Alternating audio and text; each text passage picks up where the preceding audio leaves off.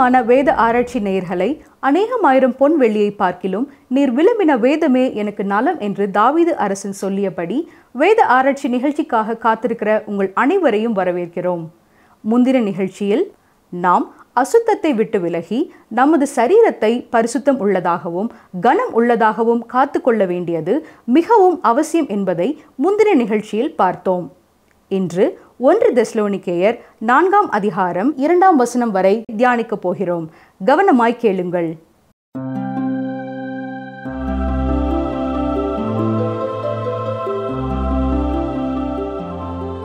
எங்களுக்கு மிகவும் பிரியமான வேதாராய்ச்சி நேயர்களே, தொடர்ச்சியாக இந்த நிகழ்ச்சிகளை பார்த்து எங்களோடு நீங்கள் தொடர்பு கொள்வதற்காக கர்த்தரை துதிக்கிறோம். உங்களுக்கும் நன்றி கூறுகிறோம். இன்று நாம் 1 தெசலோனிக்கேயர் 3 அதிகாரம் 9 வசனம் முதல் 4 அதிகாரம் 2 வசனம் வரை கற்றுக்கொள்ளப் போகிறோம்.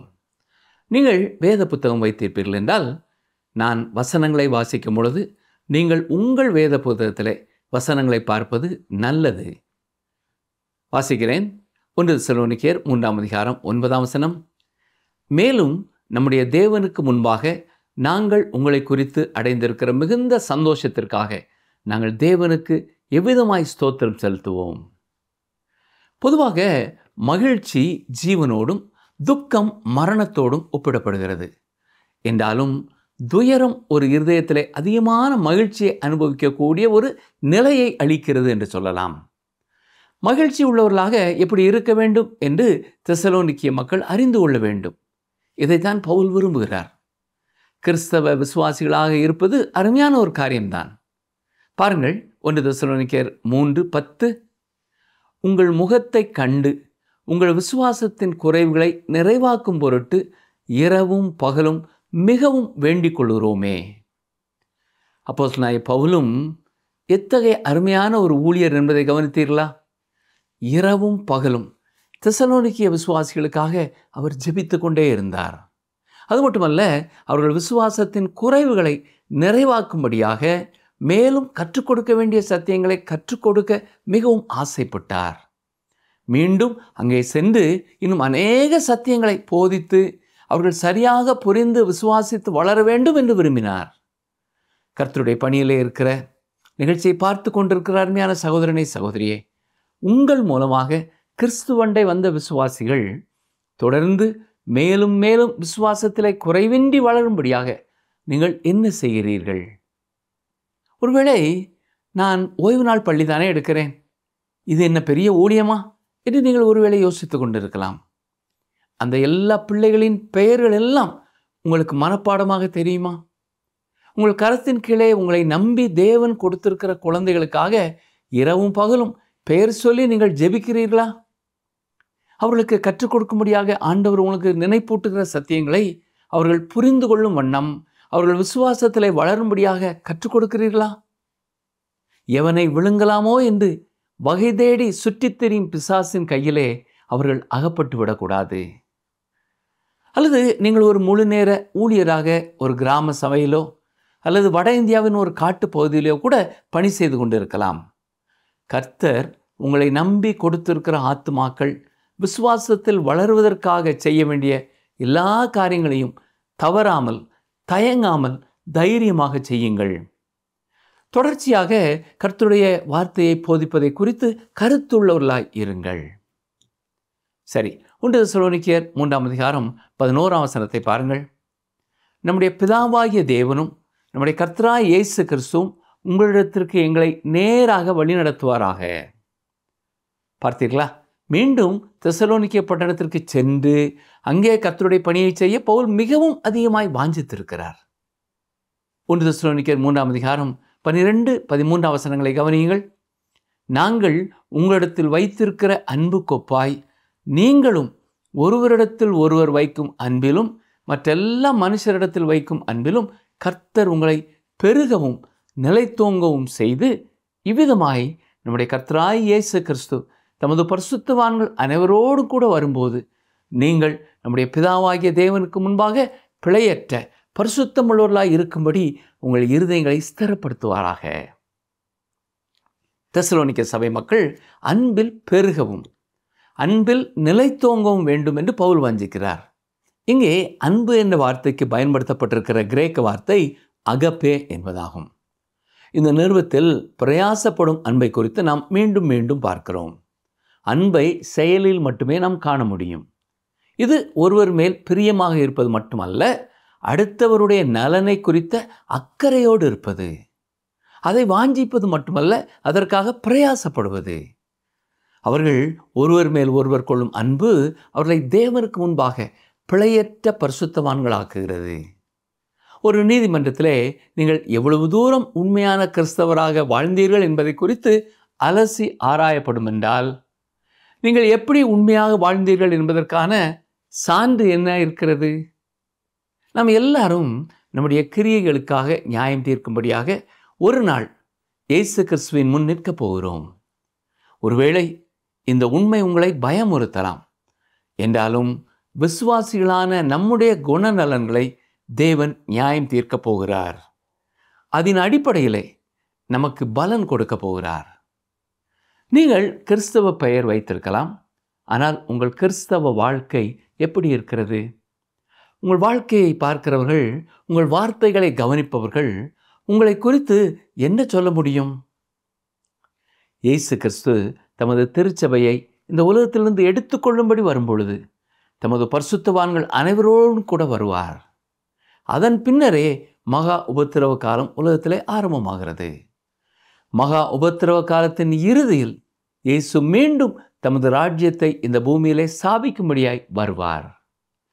இந்த இடைப்பட்ட காலங்களிலேயே விசுவாசிகள் கிறிஸ்துவின் நியாயாசனத்திற்கு முன்பாக நிற்பார்கள் என்று அநேக வேத பண்டிதர்கள் விசுவாசிக்கிறார்கள். இயேசுவின் வருகை குறித்து அல்லது அவர் காணப்படுவதை குறித்து வித்தியாசமான கிரேக்க வார்த்தைகள் பயன்படுத்தப்பட்டிருக்கின்றன.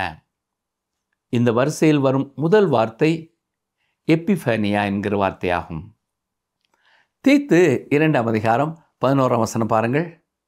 தீத்து 2:11, ஏனெனில் எல்லா மனுஷருக்கும் ரட்சிப்பை அளிக்கத்தக்க தேவ கிருபையானது பிரசன்னமாகி. இது இயேசு கிறிஸ்துவின் முதல் வருகையை வெளிப்படுத்துகிறது. பாலனாக இயேசு பெத்லகேமிலே பிறந்தார்.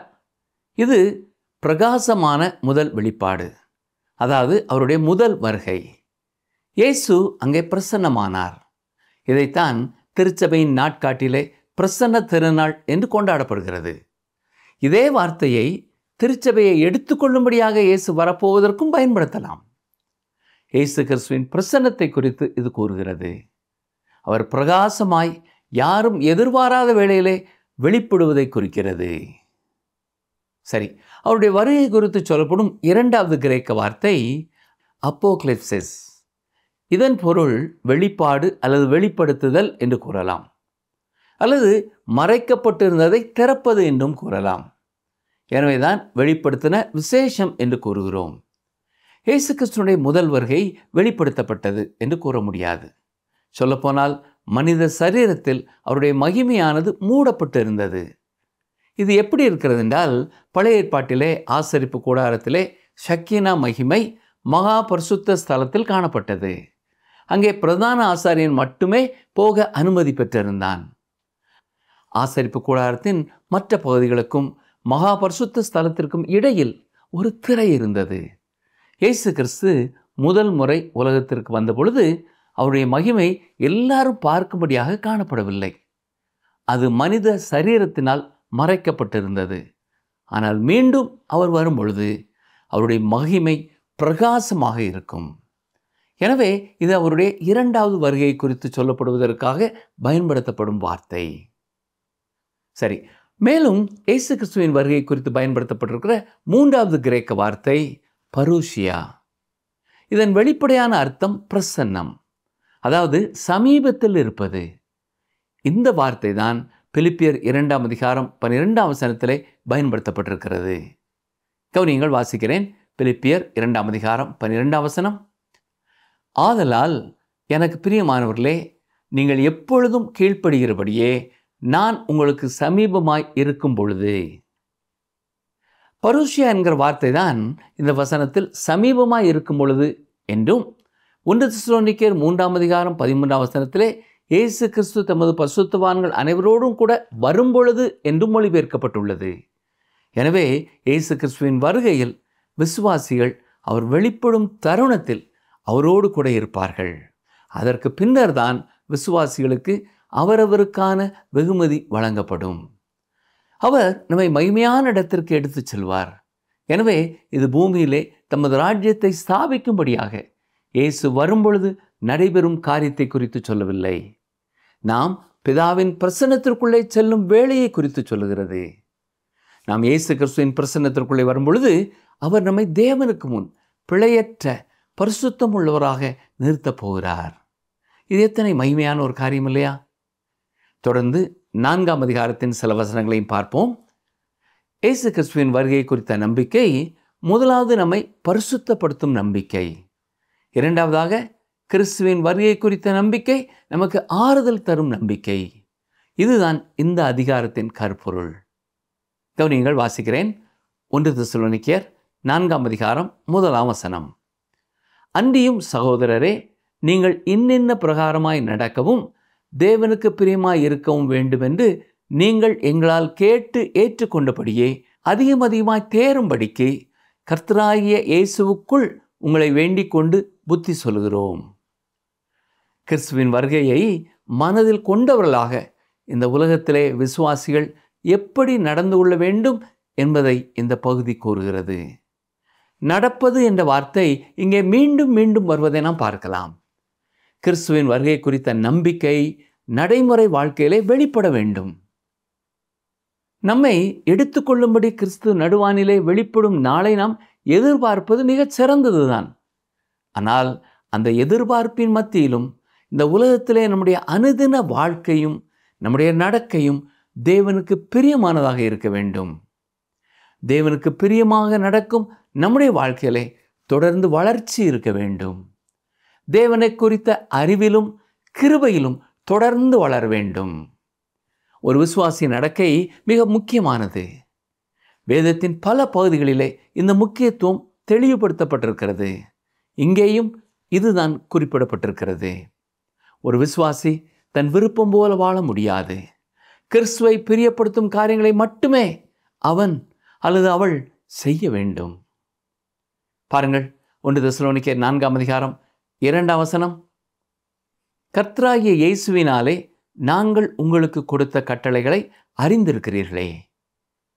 இது அவர்கள் வாழ்க்கை தொடர்பான அல்லது கிறிஸ்தவ நடக்கை தொடர்பான கட்டளைகளை குறிப்பிடுகிறது. பவுல் அப்போஸ்தலன் தெசலோனிக்கேயருக்கு சில கட்டளைகளை கொடுக்கிறார். ஆண்டவராய் இயேசு கிறிஸ்துவும் சில கட்டளைகளை கொடுத்தார். இவைகளிலே சில புதிய கட்டளைகள். இப்பொழுது ஏற்கனவே முன்பு கூறிய ஒரு சத்தியத்தை சற்று தெளிவாக கூற விரும்புகிறேன். பாவியான மனிதனின் ரட்சிப்பிற்கு 10 கற்பனைகள் எந்த பங்கையும் வகிக்கவில்லை. அல்லது 10 கற்பனைகளை கைக்கொள்வதுதான் ஒரு கிறிஸ்தவனின் குணநலன் என்றும் கூற முடியாது. 10 கற்பனைகள் சிறு பிள்ளைகளை கரம் பிடித்து வழிநடத்துவதைப் போல நம்மை சிலுவை அண்டை கொண்டு வருகிறது. 10 கற்பனைகள் நமக்கு ஒரு இரட்சகர் தேவை என்று நமக்கு சொல்லுகிறது. 10 கற்பனைகள் ஒரு கண்ணாடியைப் போல நாம் பாவிகள் என்பதை காண நமக்கு உதவி செய்கிறது. நமக்கு ஒரு இரட்சகர் தேவை என்பதை நமக்கு உணரச் செய்கிறது. இதுதான் 10 கற்பனைகளின் நோக்கம், பிரியமானவர்களே. என்றாலும் விசுவாசிகள் கீழ்ப்படிய வேண்டிய கற்பனைகள் உண்டு. அதுதான் கிறிஸ்தவ நடக்கை. சிறந்த கிறிஸ்தவ நடக்கைக்காக கொடுக்கப்பட்டுள்ள கட்டளைகள் 10 கட்டளைகளை விட மிக உயர்ந்த நிலையில் இருக்கிறது. விசுவாசிகள் கைக்கொள்ள வேண்டிய 22 கட்டளைகளை 1 தெசலோனிக்கேயர் 5ஆம் அதிகாரத்திலே நாம் பார்க்க போகிறோம். இப்பொழுது நமக்குள் ஒரு கேள்வி எழும்பலாம். 10 கற்பனைகளையே மனிதன் கைக்கொள்ள முடியவில்லை என்றால் அதைவிட உயர்வான கற்பனைகளை அவன் எப்படி கைக்கொள்ள முடியும்? ஆம், மனிதனால் 10 கற்பனைகளை கைக்கொள்ள முடியவில்லை. இதை வேதம் மிக தெளிவாக நமக்கு சொல்லுகிறது. இஸ்ரவேல் ஜனங்கள் எப்படி 10 கற்பனைகளை மீறினார்கள் என்பதை குறித்து பேதுரு கூறியிருக்கிறார். வாசிக்கிறேன், கவனியுங்கள். அப்போஸ்தலனுடைய நடபடிகளின் புத்தகம் 15ஆம் அதிகாரம் 7ஆம் வசனம் மற்றும் 10ஆம் 11ஆம் வசனங்கள். மிகுந்த தர்க்கம் உண்டான போது பேதுரு எழுந்து அவர்களை நோக்கி, சகோதரரே, நீங்கள் அறிந்திருக்கிறபடி புறஜாதியார் என்னுடைய வாயினாலே சுவிசேஷ வசனத்தை கேட்டு விசுவாசிக்கும்படி தேவன் அநேக நாட்களுக்கு முன்னே உங்களில் ஒருவனாகிய என்னை தெரிந்து கொண்டார். இப்படி இருக்க நம்முடைய பிதாக்களாலும் நம்மாலும் சுமக்கக்கூடாது இருந்த நுகத்தடியை சீஷர் கழுத்தின் மேல் சுமத்துவதினால் நீங்கள் தேவனை சோதிப்பானேன்? கர்த்தராகிய இயேசு கிறிஸ்துவின் கிருபையினாலே அவர்கள் ரட்சிக்கப்படுகிறது எப்படியோ அப்படியே நாமும் ரட்சிக்கப்படுவோம் என்று நம்பியிருக்கிறோமே என்றான். அப்படி என்றால் 10 கற்பனைகளையே நம்மால் கைக்கொள்ள முடியாமல் இருக்கும் பொழுது அதைவிட உயர்வான கிறிஸ்தவ நடக்கைக்குரிய கற்பனைகளை நாம் எப்படி கைக்கொள்ள முடியும்? பிரியமானவர்களே, இது மனித சுய முயற்சியினாலே முடியாது. ஒவ்வொரு விசுவாசிகளுக்குள்ளும் தங்கி இருக்கும் பரிசுத்தாவின் வல்லமையினாலே மட்டுமே இது கூடும். எனவேதான் 1 தெசலோனிக்கேயர் 4ஆம் அதிகாரம் 8ஆம் வசனத்தில் பவுல் சொல்லும் பொழுது, ஆகையால் அசட்டை பண்ணுகிறவன் மனுஷரை அல்ல, தமது பரிசுத்த ஆவியை நமக்கு தந்தருளின தேவனையே அசட்டை பண்ணுகிறான் என்கிறார். விசுவாசிகளுக்கு எந்த சட்டங்களும் இல்லை என்று எண்ணிவிடக்கூடாது. நாம் சட்டங்களுக்கு கீழ்ப்படிந்து ஒழுக்கமுள்ளவர்களாக நடக்க எதிர்பார்க்கப்படுகிறோம். கிறிஸ்துவுக்கு கீழ்ப்படிந்து நாம் நடக்க வேண்டும். தேவன் மேல் நாம் கொண்டுள்ள அன்பின் அடிப்படையில் நாம் செயல்பட வேண்டிய காரியத்தை இயேசு யோவான் 16ஆம் அதிகாரத்திலே தெளிவாய் கூறியிருக்கிறார். பாருங்கள், யோவான் 14ஆம் அதிகாரம் 15ஆம் வசனம், நீங்கள் என்னிடத்தில் அன்பாய் இருந்தால் என் கற்பனைகளை கைக்கொள்ளுங்கள். இன்று நாம் சிந்தித்த சத்தியங்களை சற்றே மனதிலே கொண்டு வருவோமா?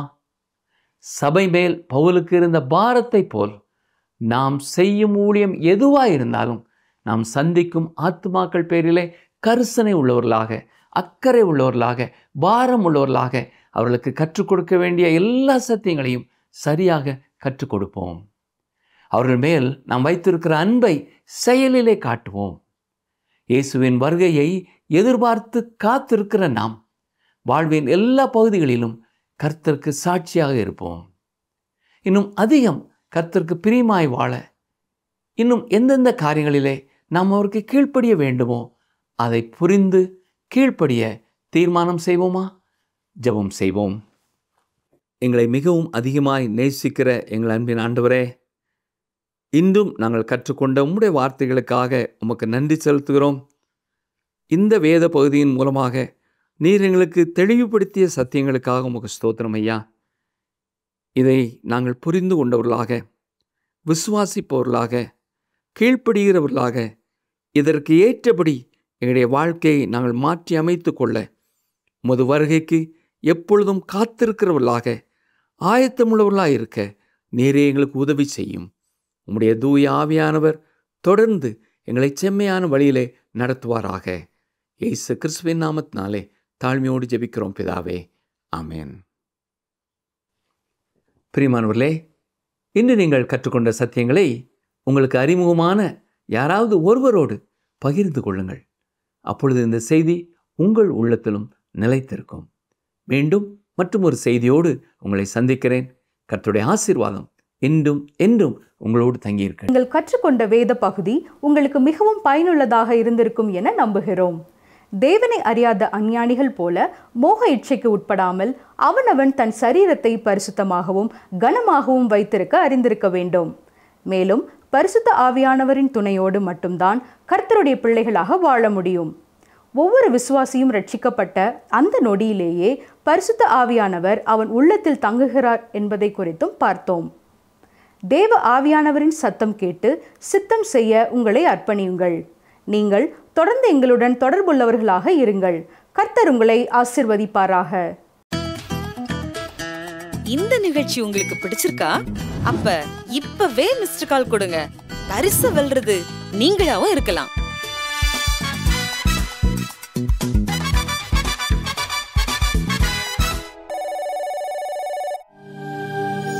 தெய்வ வாக்கு.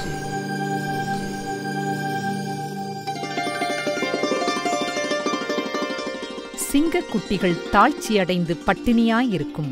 கர்த்தரை தேடுகிறவர்களுக்கோ ஒரு நன்மையும் குறைவுபடாது. சங்கீதம் 34:10.